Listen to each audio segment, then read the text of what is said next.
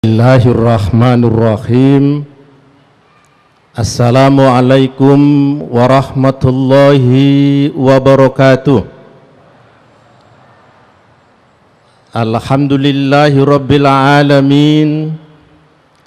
Wassalatu wassalamu ala ashrafil anbiya'i wal mursalin wa ala alihi wa ashabihi ajma'in.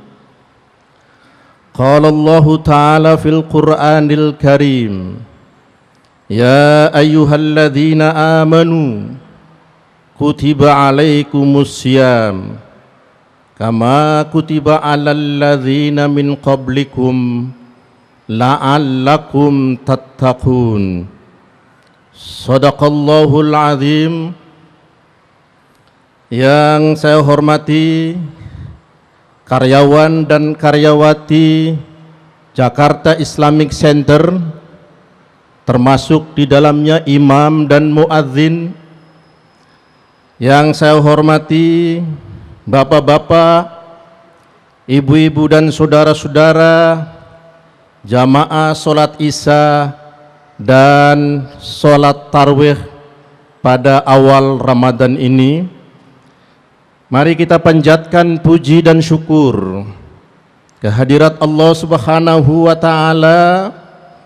Berkat rahmat dan karunia-Nya kita semua bisa berhimpun dan berkumpul di Masjid Raya Jakarta Islamic Center yang megah ini dalam rangka menunaikan sholat isya dan sholat tarawih di dalam bulan Ramadan ini. Mudah-mudahan Allah Subhanahu wa Ta'ala akan menerima ibadah kita dan akan menjadi bekal kelak di akhirat nanti. Bapak-bapak, ibu-ibu dan hadirin sekalian, mudah-mudahan kita semua di bulan Ramadan yang suci ini akan siap menyambut datangnya bulan Ramadan dengan penuh kegembiraan. Rasulullah sallallahu alaihi wasallam bersabda, "Man fariha bidukhuli syahri ramadana harramallahu jasadahu 'alan niran." Yang artinya, barang siapa yang senang, bergembira menyambut datangnya bulan Ramadan dengan melaksanakan ibadah puasa full 1 bulan, insya Allah jasad kita akan diharamkan untuk masuk neraka. Bapak-bapak, ibu-ibu dan hadirin yang saya hormati, ibadah puasa yang akan kita laksanakan itu ada 2 tujuan besar yang selama ini nampaknya masih belum kita raih, karena kebanyakan umat Islam yang berpuasa hanya sekedar melaksanakan perintah Allah semata. Nah, oleh karenanya pada kesempatan yang baik ini saya akan sedikit menjelaskan tujuan dari ibadah puasa. Tujuannya ada 2. Yang pertama adalah tujuan sasaran. Jadi ada tujuan sasaran dan ada tujuan akhir. Jadi untuk mencapai tujuan sasaran itu, untuk mencapai tujuan akhir itu harus dilalui tujuan antara atau tujuan sasaran. Tujuan yang pertama, Allah Subhanahu wa Ta'ala mewajibkan puasa agar kita semua disiplin, menghargai waktu. Sahur harus sebelum terbit fajar. Apabila melanggar setelah terbit fajar, batalah puasa. Begitu juga apabila kita buka puasa sebelum maghrib, maka batalah puasa kita.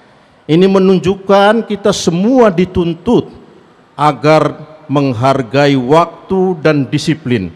Kalaulah bangsa Indonesia yang mayoritas umat Islam seluruhnya disiplin, betapa indahnya. Tapi kenyataannya khususnya di Jakarta, tidak ada orang yang disiplin masuk kantor, berjalan di jalan seenaknya. Oleh karenanya mudah-mudahan dengan berpuasa kita akan disiplin dan menghargai waktu. Kemudian yang kedua, puasa itu menuntut kita untuk tidak mudah marah, agar marah kita, nafsu kita kendalikan. Tapi kenyataannya puasa-puasa marah luar biasa, perjalanan di jalan seenaknya. Ini menambah kerusakan kita. Mudah-mudahan dengan puasa kita akan menahan hawa nafsu. Kalaulah kita semua umat Islam mampu menahan hawa nafsu, tidak ada perampokan, tidak ada pencurian, tidak ada pembunuhan, tidak ada tawuran. Di Jakarta, ibu kota negara, tawuran di mana-mana antar warga, antar umat Islam. Betapa sedihnya. Mudah-mudahan dengan puasa ini kita akan mampu menahan hawa nafsu. Kemudian sasaran ibadah puasa berikutnya adalah kita diminta oleh Allah Subhanahu wa taala untuk sensitif sosial. Kita akan mampu memberikan orang-orang fakir miskin yang terlantar. Tapi nampaknya umat Islam sekarang tidak pernah tersentuh hatinya, tidak pernah sensitif sosial. Kita lihat di layar kaca, orang yang miskin, tidak punya rumah, anaknya sakit, pemerintah pun juga tidak pernah melihatnya. Begitu juga orang-orang kaya, diam seribu bahasa. Mudah-mudahan bapak-bapak, ibu-ibu dan saudara-saudara yang ada di sini, saya doakan menjadi orang kaya semua. Amin. Dan di samping itu mudah-mudahan sensitif sosial, di mana ada orang miskin datangi kita santuni. Lihat di layar kaca ada orang miskin yang papa kita berikan. Betapa indahnya, insya Allah dengan puasa ini tidak ada orang miskin di Jakarta khususnya dan di Indonesia pada umumnya. Mudah-mudahan dengan sasaran ini bisa kita capai, maka kita akan menjadi orang yang bertakwa, la'allakum tattaqun. Kalau tanpa mencapai tujuan sasaran ini, impossible, tidak mungkin kita akan menjadi orang-orang yang bertakwa. Mudah-mudahan saya sebagai Kepala Sekretariat Jakarta Islamic Center akan memberikan fasilitas yang seluas-luasnya seperti apa yang disampaikan tadi oleh pembawa acara. Bapak-bapak, ibu-ibu dan hadirin sekalian, kita tahu bahwa Jakarta Islamic Center berdiri sejak tahun 2003. Alhamdulillah sampai sekarang telah banyak kemajuan dan perkembangan yang diraihnya. Hadirin dan saudara-saudara, kita tahu dahulu sebelum tahun 2003 tempat ini adalah penuh dengan kemaksiatan. Tempat ini penuh dengan kemurkaan Tuhan. Tempat ini penuh dengan noda dan dosa. Tempat ini penuh dengan kekerasan dan perkelahian. Tempat ini penuh dengan kekelaman dan kegelapan. Tapi alhamdulillah berkat pertolongan Allah Subhanahu wa taala, Bapak Gubernur Provinsi DKI Jakarta, Bapak Sutioso beserta para alim ulama dan masyarakat telah mampu merubah tempat ini dengan mendirikan Masjid Jakarta Islamic Center. Dahulu tempat kemaksiatan, sekarang menjadi tempat peribadatan yang begitu penuh jamaah. Dahulu tempat kemurkaan Tuhan, sekarang tempat curahan rahmat Allah Subhanahu wa taala. Dahulu tempat ini adalah noda dan dosa, sekarang tempat maghfirah dan ampunan Allah Subhanahu wa taala. Dahulu tempat ini adalah penuh dengan kekerasan dan perkelahian, sekarang menjadi tempat persaudaraan yang penuh kasih sayang. Dahulu tempat ini kelam, sekarang alhamdulillah menjadi tempat yang terang benderang, minadz-dzulumati ila nur, dari kegelapan menuju terang benderang.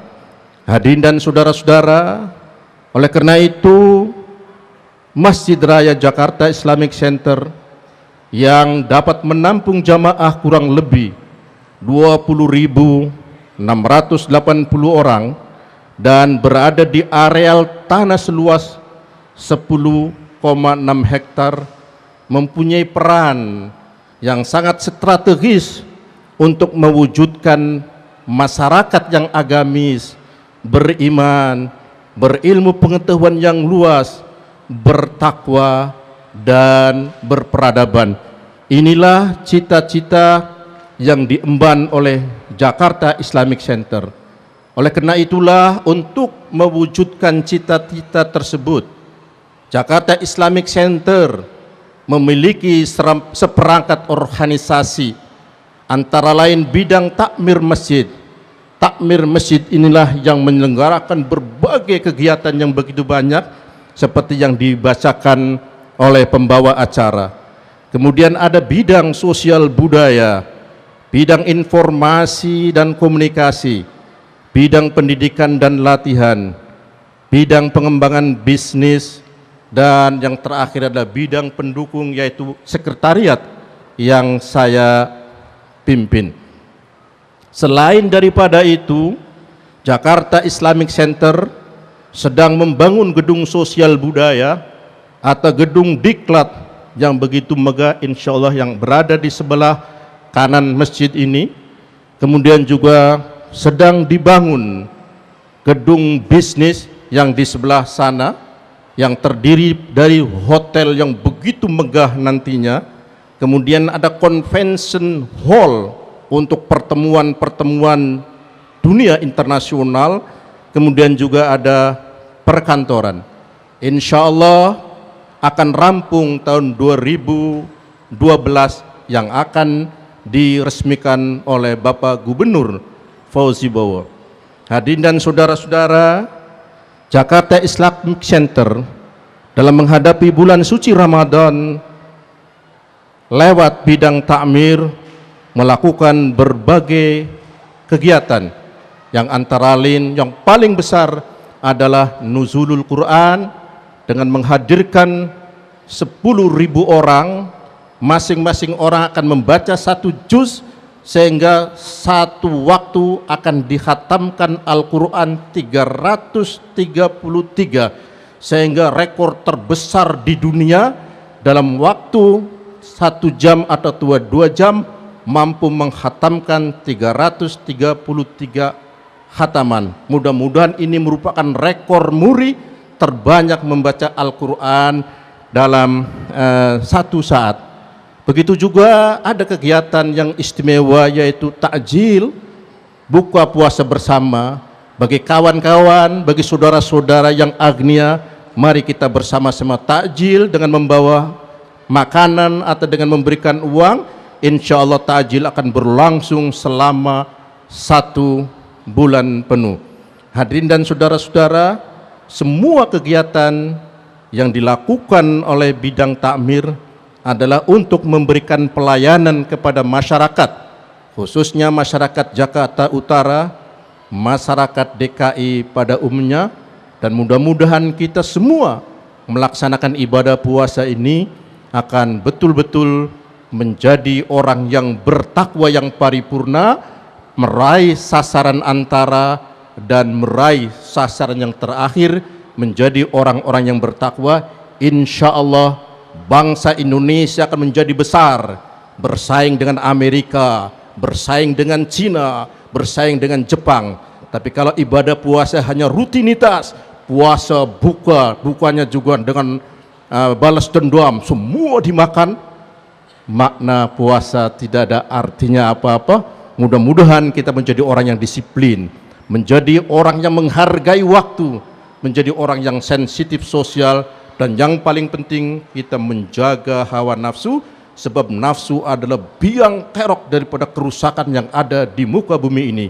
Allah berfirman, innan nafsa la ammaratun bisu, Sesungguhnya nafsu ada menyuruh untuk berbuat buruk, supaya bangsa Indonesia yang muslim berkelahi, semua bangsa yang muslim saling gontok-gontokan. Mudah-mudahan sasaran ibadah puasa akan kita raih dan kita semua akan menjadi muttaqin. Terima kasih, dan saya mengucapkan selamat berpuasa selama bulan puasa penuh. Billahi taufik wal hidayah. Wassalamualaikum warahmatullahi wabarakatuh.